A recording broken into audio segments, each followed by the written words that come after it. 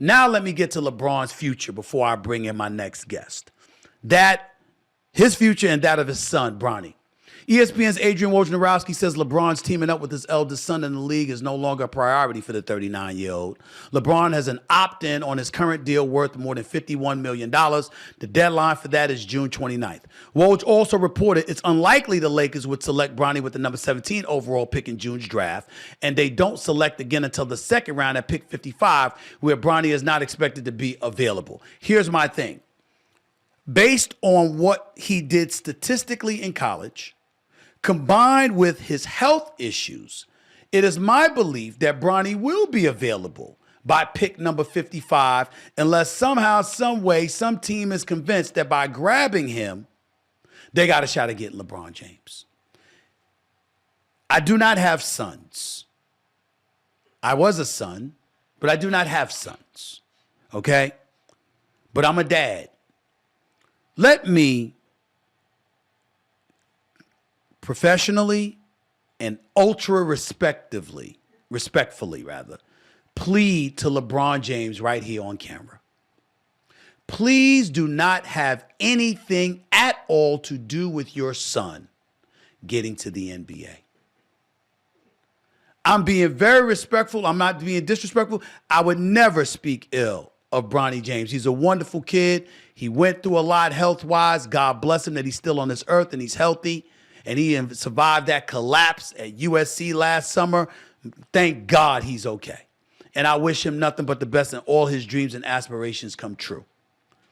What I want LeBron James to hear directly from me, please do not have anything to do with this kid going pro. Because if he goes pro, based off of the year that he had at USC, no one's going to give him the benefit of the doubt. He's going to be excoriated. He's going to be scrutinized to the nth degree because he's going to be perceived as the individual whose only reason for being in the NBA is that his father is LeBron James. That is not doing a kid any favors, a young man any favors. You got to let him earn his stripes. I'm not saying he's not out there in the gym working hard. I'm not saying he's not working on his game. I'm not saying not to give him elite representation from Rich Paul and Clutch Sports. I'm not saying any of that. I'm saying at the end of the day, I believe that kid should go back to school and show that he has the skills and the resume that warrants him being an NBA draft pick. Because as of right now, that is not the case. Which means that if he gets drafted by an NBA team, it's going to be perceived that it happened because he's your son and you had spent years telling everybody you just want to play in the league with your son. And he's going to get crucified for it. Now, I know he's not accustomed to but so much scrutiny because he's been sheltered and protected to some degree by LeBron James. That ain't going to work in the NBA. He's going to have to get on the court. And he's going to have to perform against them brothers. And they're going to come at him. And you know what they're going to say to him? Daddy ain't here to protect you now. That's what they're going to do. I'm not being negative towards Bronny James. I would never do that. I got too much respect for LeBron James, Savannah James, and that wonderful family it is. I would never do that. And that kid, I've never spoken about the kid, really. I do nothing but root for him. But if he gets drafted after averaging 4 points at USC and scoring in 19 to 25 games, not scoring a double digit, whatever it was, y'all, he doesn't have a resume that warrants him being an NBA draft pick. And they will crucify him because he's LeBron's son. And they think he got to the league under false pretenses. That's my opinion.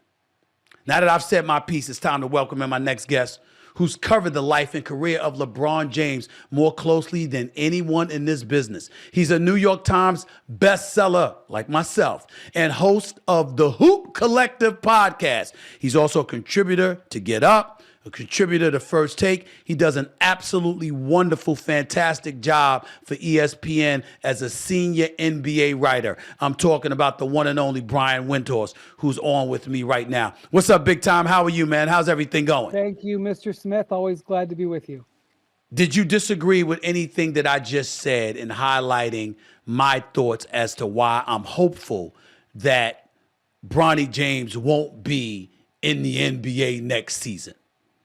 What I think you said is why Rich Paul gave the interview to Woj I don't know, it was maybe a month or 6 weeks ago, where he sort of set the new standard. And I think the word he said was, if Bronny ends up playing with LeBron organically, that would be one thing, but that's not what we're looking for. And because I think after seeing Bronny play in college, everybody reset their expectations. Now, look, I don't assess college basketball players for a living. I don't watch college basketball, but I will tell you what the NBA scouts that I have talked to have told me, multiple of them. I asked a number of them about what they think of Bronny and his situation. And I will tell you what they say. They say he started the season and he was out of shape because he didn't get to play basketball. When he was recovering from that terrible incident, he wasn't able to really play. They had to make sure that he was okay. He had great care from the doctors at the Mayo Clinic, and he had a procedure there. But you can't play basketball. So the other thing that they say is with his heart. The other thing that they say, Stephen A., is that he was played out of position at USC. Now, I can't really elaborate. It's over my head. I know that they had some other guards there that are in the draft and were established guards. I can't speak educatedly. I will just say what I was told. He was played out of position there, and that affected his play. And what these players or what these scouts recommended was that he leave USC and go to a school where A, he can be the starting point guard, which is the position he should play, and B, has a history of developing players, not a school that has a history of taking super talented players, taking advantage of their talents and moving them on, but a school that has a history of developing players with coaches that have developed players over multiple years.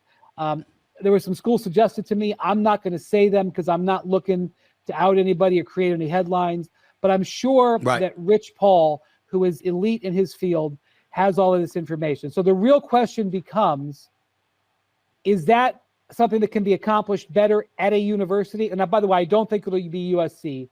I think if he comes back to college, I do not think it'll be at USC. Or is that something that he can do in the G League? And I think that's what they're going to determine. That's the thing. Bronny has to go through the draft process. There's a combine coming up in early May here where there's evaluations done. Then there's going to be individual workouts. They'll know a lot more about what teams think about Bronny in 3 weeks than they do now. So when LeBron comes out and says, there's a lot of things that I have to look at and I'm not sure about, I think he is telling the truth. That said, Stephen A., when I talk to people in the league, actually, I'll ask you this question because you have been involved with the NBA for 30 years. I don't know. I don't want to age you up. It's 30. It's 30. This is a little game that I play with people in the NBA. I don't really have this game with people with fans because they don't understand it. But I ask the question, what's the biggest day in the NBA? And people will think and they'll go, draft day, lottery day, Christmas day, finals game 7. The biggest day in the NBA for people in the NBA is Father's Day. Because if you look at the NBA, there are fathers and sons literally everywhere. We have never had in the league more sons of players or nephews of players. That's very prevalent. The genes are coming through. They've raised these players made money as players. They invested it in their children. They're raising NBA players. But when you look at front offices and coaching staffs, there are sons of coaches and players and owners and executives everywhere. If there's not a son in every organization at some level, it's 90% of them. Because the NBA is a great business. And there are tough days and people get fired and they get cut and whatever, but it's a great business. and the sons see what it's like with their dads and they want to go into it. And so what LeBron is doing is what only dozens, if not hundreds of other fathers have done. Yeah, I agree with you, but he's also a brilliant man. This is LeBron James we're talking about, who knows the tea leaves better than most, who's very calculating with what he says and what he does, who sees the forest from the trees, who can be very manipulating when it comes to controlling narratives. And I think in one of the rare times in his life, he made a huge mistake when he announced to the world he wants to play with his son and he's willing to go wherever his son goes just to be able to play in the same uniform with his son.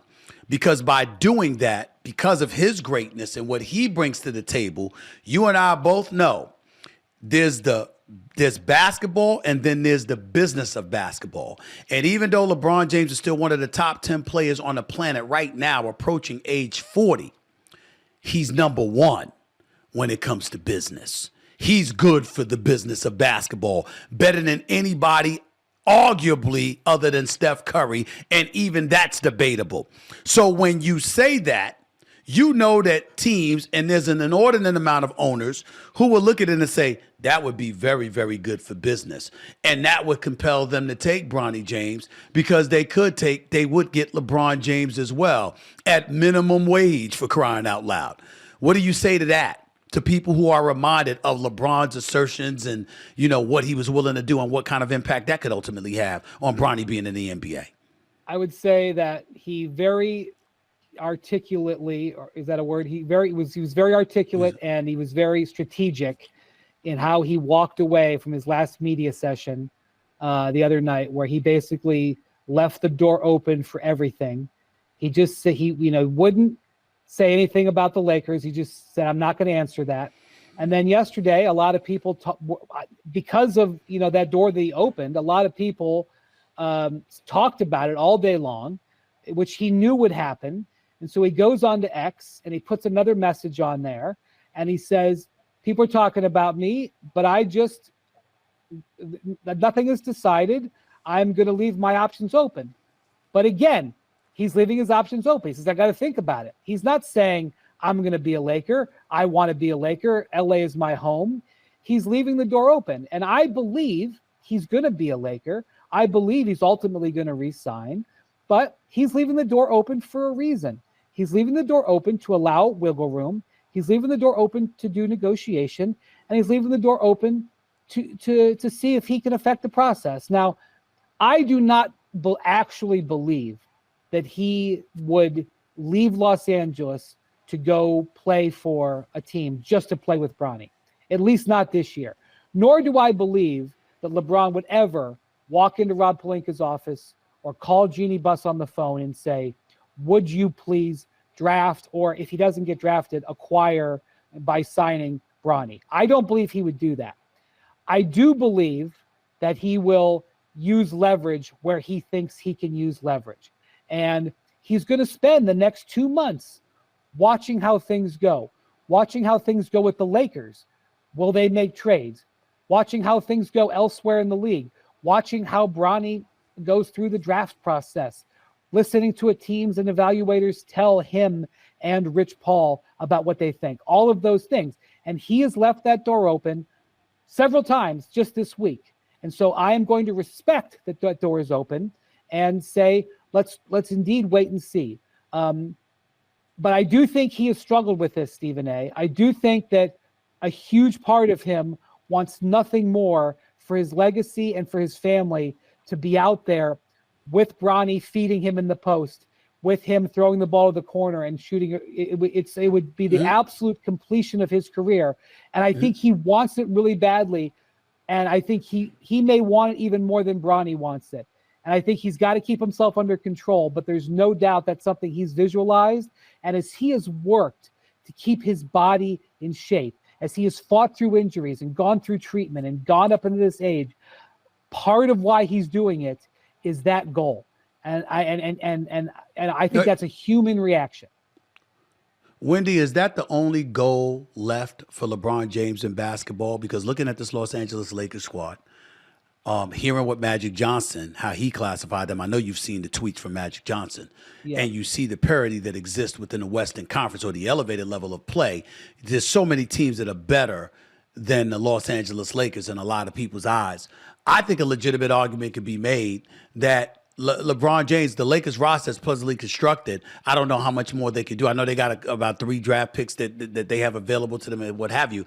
But an argument could be made that this was LeBron's last best shot at a championship. What do you say about that? Yeah, and the sad, I don't say it's sad, but the reality is I think that the Lakers achieved to their level. I think, they won 47 games, they won the in-season tournament, and they put up a good fight against a better team. And if the draw had been different, maybe they get to the second round, but they exited at the appropriate level. I don't think it was a failed season. It was disappointing, I'm sure, for LeBron and their fans, but I think it's not a miscarriage that the Lakers are not moving on. The appropriate team won. And I will say that I do think that they have one swing left with AD and LeBron. They have these draft picks. They have some tradable contracts. They're not like the Phoenix Suns that have basically exhausted all of their options. They're not like some of these other teams that have nothing to trade. They have options to trade. Is there a single or 2 deals out there that could elevate them? We could debate that for the next hour. I would say probably not, but there may be, if the right trade comes along, the right, minimum free agent signing, the right guy gets healthy at the right time or is healthy, a guy on another team gets hurt at the right time. There is a pathway for the Lakers to do something, but I wouldn't favor it to happen, and I wouldn't think it would happen. But I also think that the concept that LeBron has to play for a championship every single year, and if he doesn't come close to a championship every single year, it's a failure. I think he's left that behind. Of course, he wanted to get to 6 or 7 and catch Jordan or even Kobe. Of course, that was his goal, but he also loves living in Los Angeles. His family loves living in Los Angeles. He has set up his post-career in Los Angeles. He has set up his friends and business partners in Los Angeles. There's something to be said for being happy every day that you come to work. And if that means that you don't win a 5th title and you have to retire with 4, okay. And if he is criticized for that, then he's just going to have to live his life. Listen, to me, it's one thing not to win a 5th or a 6th title. It's another thing to walk in the seasons knowing you don't stand a chance. And I'm not saying that's the case with the Lakers, but I'm saying that's a case that LeBron James, the great LeBron James, should never find himself in. Having said all of that, is Darvin Ham going to be the coach of the Los Angeles Lakers next season? Well, the Lakers are taking their time. It's in the late morning here as we're recording this, and they haven't done anything. I think there was a strong feel in the league that Darvin was going to be let go. I also think that the last time the Lakers made a coaching change, they fired Frank Vogel before he left the arena at a road game at the end of the season, Stephen A. I don't even think he traveled back with the team. You hear about those stories about football coaches getting fired on the tarmac. Right. They fired him in the locker room, basically, and they were criticized for that, and it wasn't an appropriate way to handle business with Frank Vogel, a coach who led them to a championship. And so I do think that they were sensitive to that. Even if there's a decision that's been made, I think they were sensitive, and I think they want to allow time. Darvin, I believe Darvin receives an unfair amount of blame for the way this season went. I think this roster had flaws. I think he was playing whack-a-mole a lot of times to deploy lineups out there he thought could defend, because he had an undersized team on the perimeter that didn't have good defenders, and he didn't have backup big men. And so he played AD and LeBron a lot at bigs, and he was struggling. He was searching to find guys who could play on the perimeter, who could defend, who had size, and people criticized him for it. But as you know and talked about, it's hard for him to recover when the last thing that everybody saw was a series where his team led all 5 times at the half and lost in the second half, 4 of them, and where there was timeouts that were issues with, there were challenges, there was other strategy. And the fact that Anthony Davis, who is not an aggressive by nature guy, came out and criticized Darvin following game 2 in Denver, where they blew that 20-point lead. to me, it sort of made it transparent where the players might be, and the franchise is probably likely to follow. Who should be more in the hot seat if you're Laker Nation? Who should be more in the hot seat, Darvin Ham or Rob Pelinka? Well, Rob Pelinka has built a championship team, so he has some equity, I think, that Darvin doesn't enjoy. A guy who has coached them these last 2 years, and also what I would say is, who are you replacing him with? Because if you don't have a good answer for that, then you have to really consider it if you're going to make a move. I don't want to replace him, Wendy. I don't want to replace him, but I wouldn't mind seeing Phil Handy finally getting a shot at a head coaching job. I wouldn't mind seeing that. Yeah, well, I think Phil would have to come with a plan, and he would have to work with Rob, because even if you had the greatest coach in the world, even if you brought Phil Jackson back in his prime, he couldn't solve the challenges the Lakers have that keep them apart from the Denvers of the world, potentially the Minnesotas of the world or the Bostons of the world. And so Rob Pelinka's got to do a bunch of work too. Phil Handy is a guy who's well-liked by a lot of players, and I do think that he would be embraced by the Laker locker room. But, they also, whenever you hire a first-time head coach, you understand that you're going to have to live with the learning curve. And they just had a learning curve with Darvin. I think he handled it generally well. I think he did a lot better than a lot of first-time head coaches, but you rarely see teams hire first-time head coaches back-to-back when one, sort of fails. So that I think might be a factor. That's fair.